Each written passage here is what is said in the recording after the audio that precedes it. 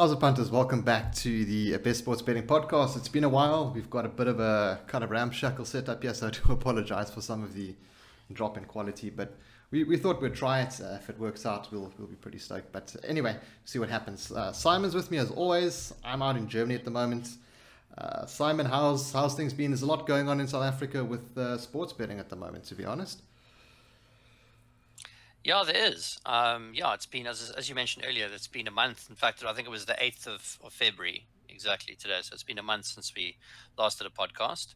There is lots going on at the moment. I suppose what we should maybe mention first is the change in the Betway sign-up offer. Yeah, so Betway dropped their 25 Rand sign-up free bet, and they've replaced that with a 100% first deposit match up to $1,000. But we might as well talk about this offer. I'm not the biggest fan of it. Firstly, I thought the 25 Rand sign-up offer was good, but sure, they want to drop that. But what I don't like about the new offer is it's not really a first deposit sign-up in the sense of you deposit. You aren't going to get your 100% match until you've wagered your deposit 3 times. Which I think is a little bit weird the way they've set that up. You know, usually you'd get bookies giving you a match of what your deposit is, and then you'd need to wager your deposit and your bonus, whatever, 3 times at whatever odds. So they've kind of mixed it up, and I can understand why they've done it, but also it's a little bit strange. Yeah, I agree with you, Rob. It's the first time I've ever come across an offer where you have to wager to get the bonus in the first place. Obviously, normally how it works is, if you deposit 1,000, you're going to get that 1,000 bonus, and then you need to wager that 1,000 bonus as well as your deposit X many times before you can withdraw. But they've kind of, as you say, kind of reverse engineered it, so you don't actually see any of the bonus until you've met the wagering, which is a little disappointing for me. I mean, as I agree with you, I think that 25 offer was a little bit more enticing. And look, I mean, you can definitely get this deposit bonus to work for you, but I think it's going to be less attractive to a lot of punters. Yeah, it's more of a kind of existing, or it's not an existing customer bonus, but it's good for punters who are going to be having a couple bets. I think maybe the thinking behind it is that guys get so confused with wagering and all of that, so they've kind of eliminated that in the sense of you don't have to wager any bonus, you just have to wager your deposit. But anyway, we'll see what happens with it. Then also, speaking about bonuses, MG Sports have changed their offer to a 1,500 Rand deposit match offer on your first and second deposit. On your first deposit, you get a 100% match up to $1,000. On your second, you'll get a match up to 500. I wanted to do a video on some of the changes that they've done, but there just wasn't enough for me to kind of fill out a whole video. And also, Palace Bet dropped their 100% deposit match bonus up to 1,000 Rand, which is also, I don't know what's going on there. Yeah, and it's a pity that they haven't kind of replaced it with anything. I mean, basically the only, they have a Premier League promotion where you go into in the run to win a draw. You get an entry into the draw if you bet 50 Rand or more on Premier League football. But I don't think that's kind of a replacement for either having a free bet or a deposit bonus. So that's a bit disappointing that there's not really anything to entice new customers anymore. Yeah, kind of interesting. Seems to be a bit of I don't know if it's a Western Cape gambling board issue or something like that. But I guess time will tell. We'll find out at some point. But yeah, let's jump into some sports. It's quite a lot to talk about with regards to football. I mean, Newcastle have been on an absolute winning streak, and I've been backing them quite a lot. Even the last weekend, I managed to hit a 22-1. I took 6 bets, all favourites in the Premier League, and it cashed. I didn't expect it to cash. Look, I didn't put much on it. I put it to share it. I more took the bet to actually just share it, and it came in quite nicely. But Newcastle, yeah, I mean, in great form at the moment. So what's it, like 5 wins in a row or something? It's they managed to. Yeah, absolutely, yeah, they managed to beat Brighton 2-1 last time out, and they're now sitting in 14th on the table. So yeah, it's going to be interesting to see what happens there. And they've obviously got Chelsea coming up this weekend, which we'll talk about in a minute. But some interesting results. I mean, the Manchester derby was a bit of a letdown. I mean, City completely outclassed United. Destroyed them. Beat them 4-1 at the Etihad. I mean, it was not pretty in any way for United or their fans. And I mean, if you look at the stat sheet, it's the kind of domination you expect, to see when City play like relegation fodder. So it's, I mean, I guess the only thing you can say about the match is at least there was only one yellow card. These derbies can sometimes get a bit, stop-starty, but there was only one yellow card for Harry Maguire, but it really was a dominant performance from City. So not exactly one for the record books. So I mean, I think City will obviously be happy with the win, but it's not exactly going to be in many highlight reels over the No. years. And then Liverpool picking up a close 1-0 win over West Ham. Most of the favourites, actually, well, I feel that the ones that I would have had as favourites, and the bookies took an absolute beating over the weekend. Yeah, Yeah. I mean, Spurs beat Leeds 4-0 last week, or the week before last at least, and then backed it up with a 5-0 win over Everton. So, sure, I mean, with Harry Kane netting twice, so they're really on a good run of form. I mean, you don't often see Spurs kind of running away with the goals in that way. So, yeah, but it was definitely a weekend for the punters. I mean, lots of the favourites won. Yeah, and I'm just looking at the bets that I took. I think I've won my last 6 bets in a row, and they've all been accumulators, small accumulators. You've got Leicester beating Leeds, expected. Aston Villa, I took them to beat Southampton. Chelsea beating Burnley. Newcastle, Brighton. Newcastle were 2.8 for that one. I liked them there on the win and the double chance. I actually took both. Brentford, Norwich. I wouldn't have picked a winner there. I think that one was one that I stayed away from.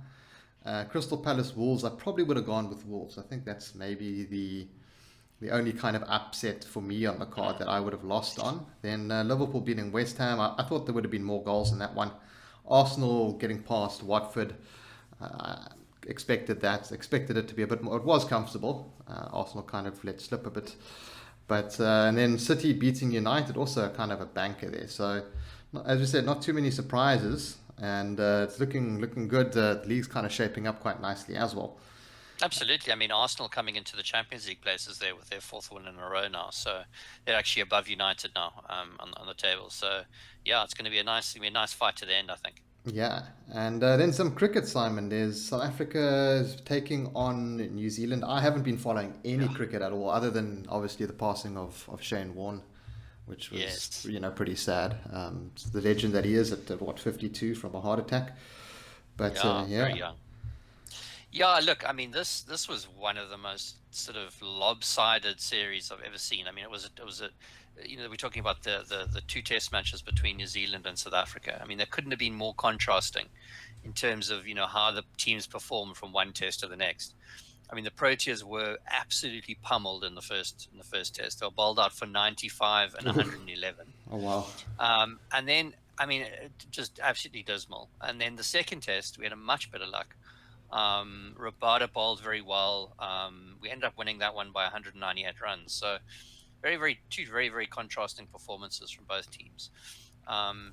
It's interesting because, after a fantastic test and ODI series against India, it still shows you have the ability to kind of completely implode the Proteas side. So, I mean, obviously, I'm glad we could come back and level that series against New Zealand at 1-1, but just you just never know with the Proteas, do you?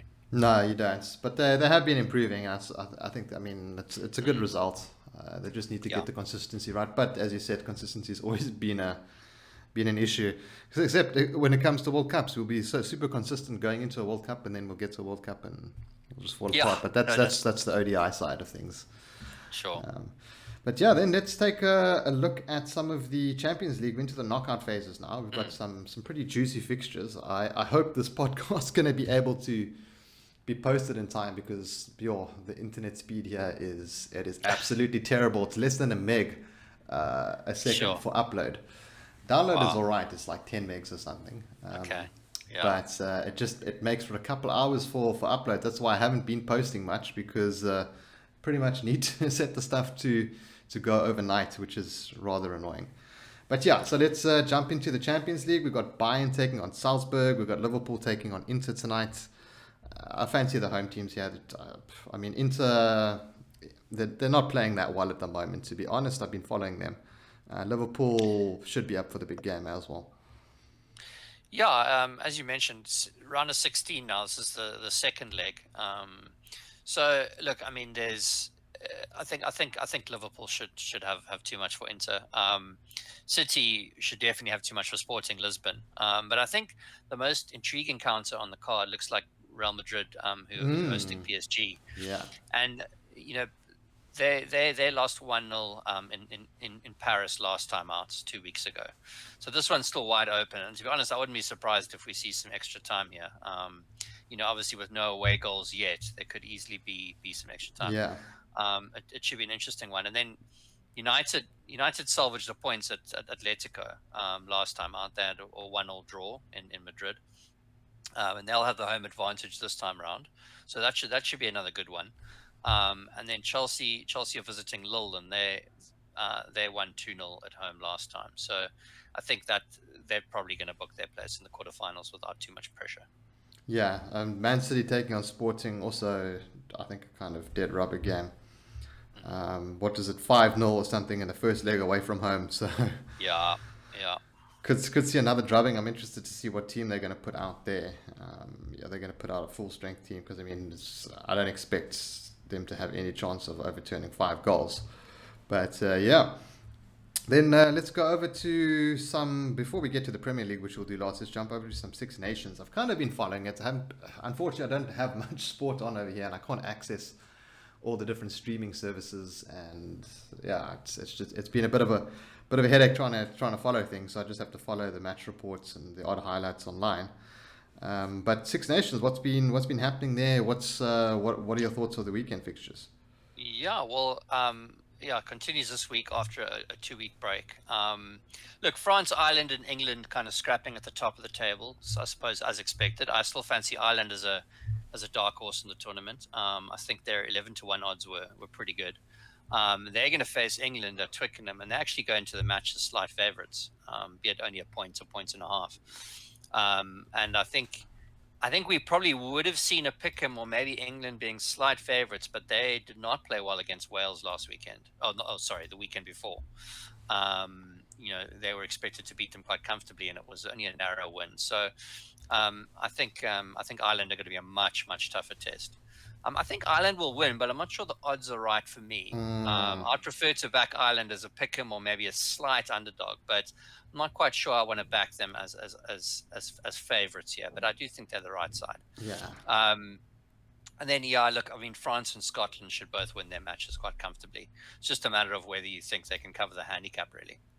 Yeah, what is that handicap? 20 points for Scotland. Gosh, I don't know about that. That's although I guess not strange things, but yeah, Italy are a mess. And then England, as you said, underdogs, 1.5 is the spread there. I don't think that's a great spread, especially if Ireland are 1.72 to win. I feel like that should be a little bit higher for Ireland at the odds, but I think guys will just pile into it then on the England plus. I think so.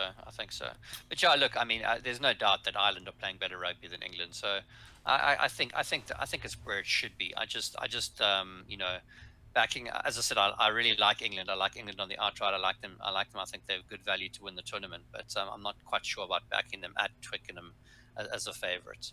It's just you mean Ireland? Yeah. Sorry, Ireland. Ireland is a favourite. Yeah. Right, then let's jump over to some Premier League, and we've got some Thursday games, which I think is quite interesting. Not too much stands out there. Newcastle, I think, versus Southampton is probably the one I'm most interested in, and I'm interested to see that the books are still not giving Newcastle much shots or much of a chance in these kind of tight games where you'd think the home advantage would play a big difference, but 3.8 on Newcastle to beat Southampton. I think that's not a bad price, especially if you're taking on the Newcastle on the double chance or even the draw no bet. 2.67. It's huge. No, I agree with you there. I think they are still slightly undervalued. I think, look, there's still a lot to prove, but I think the bookmakers have been quite hesitant to bring in their odds, but as they've found a bit of form. There's only 7 points, I think, separating them or something on the table. So it's not like Southampton are, in a rich vein of form. They also lost to Aston Villa. They did beat West Ham in the FA Cup, but up until then they've beaten teams like Norwich, Everton, who've been a mess. They managed to get a draw against United. They are playing at home. They picked up an impressive win. So they've got some form, but I think Newcastle are just looking so good at the moment, defensively especially. Yeah, So sure. I just can't look past a result for Newcastle here. I want to see what the actual double chance. I think both teams to score might be a shot at 1.7 as well. But Mm. Well, funny enough, I actually like that in the game on the weekend, which we'll get to in a bit when they play Chelsea, which you're going to get much juicier odds on. But yeah, there's some big games on Saturday. I mean, obviously Spurs going to United yes, that's a highlight, will, really. Eh? will be good, especially the way Spurs are playing. Actually, I must say I fancy Spurs to pick up a result here. I think you can get odds of Oof. 1.76, and that's not even shopping around on the double chance. And I wouldn't put anyone off backing them on the draw no bet actually at 2.55. The reason I said as well is I just think United have got Champions League distractions. They've got a lot of other things on their mind. So I think that Spurs can definitely pick up a result here. But both teams to score when Chelsea hosts Newcastle will definitely be my Premier League bet of the week. As you said, Newcastle finding their feet, and I'm not 100% sure they can pick up a result. I mean, that's going to be a tough Yeah, ask for Chelsea. I think that's a win for Chelsea, to be honest. But scoring a goal, seems well within reach, even against, a very staunch Chelsea backline. And I think it's almost a given Newcastle will concede at least a goal. So both teams to score looks a good bet here, 2.12. I think that's a very fair odds. Yeah, I think both teams will score an over 2.5. I think those Mm. are two markets that I'm interested in. Maybe even Chelsea on the handicap. I think this will be a game when Newcastle kind of come unstuck because they've been playing teams around them rather than Yeah, like high quality opposition. sure. And while Chelsea might not be in the best state at the moment, they still are an insanely talented side, and Yeah. it should be a very comfortable win for them. But I do like Newcastle, as you said, to pick up a goal there, but I don't see them getting a result. They'll be targeting the game against Southampton for a result Mm. rather than this And one. Arsenal Leicester is another match which I feel could kind of Mm, blow up. There could be lots of goals there. I must say I think Leicester are being a little bit disrespected by the odds there. yeah, I think 1.7 is kind of more where I would price that game as opposed to 1.5, 1.52. So yeah, I mean, I think to be honest, there might be a bit of value in backing the draw there at 4.6 because yeah. I think they 1.7 looks like to me the right price for a win, and I think that this match could. I mean, you're getting quite good value on a draw there, even though obviously Arsenal are the rightful favourites. And then we have Everton taking on Wolves, which a bit of an interesting one because Everton are just in such poor form at the moment.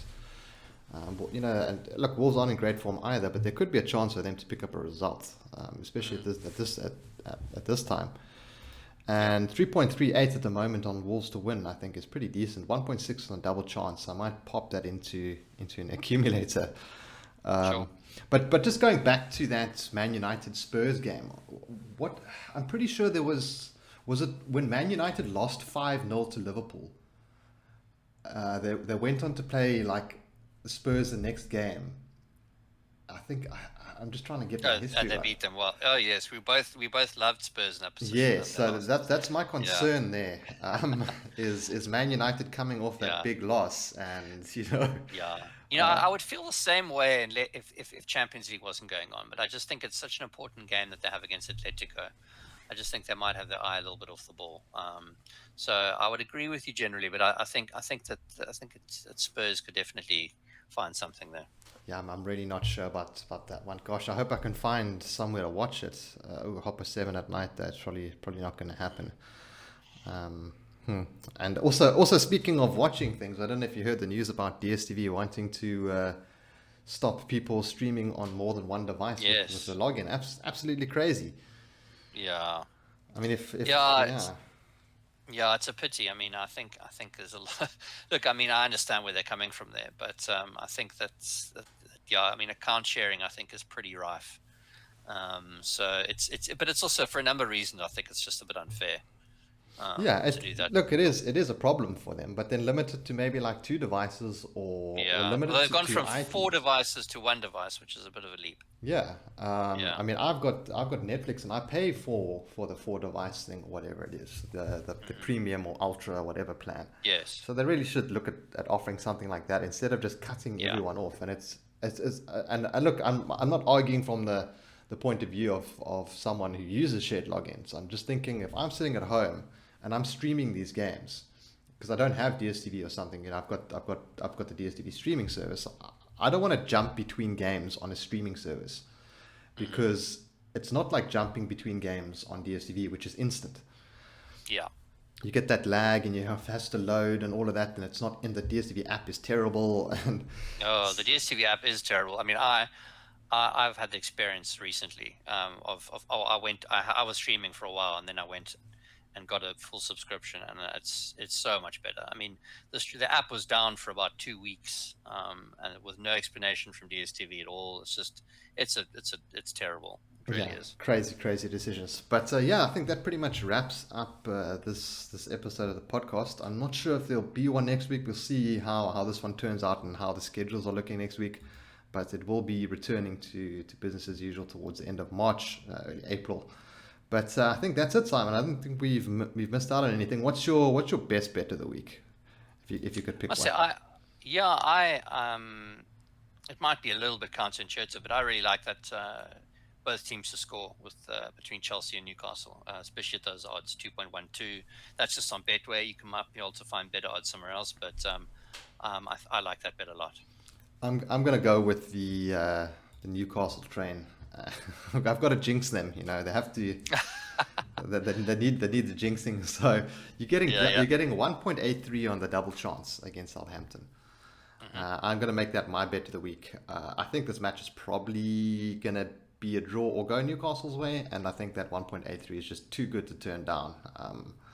I would take that even to 1.75. I still think that would be a good bet. Yeah.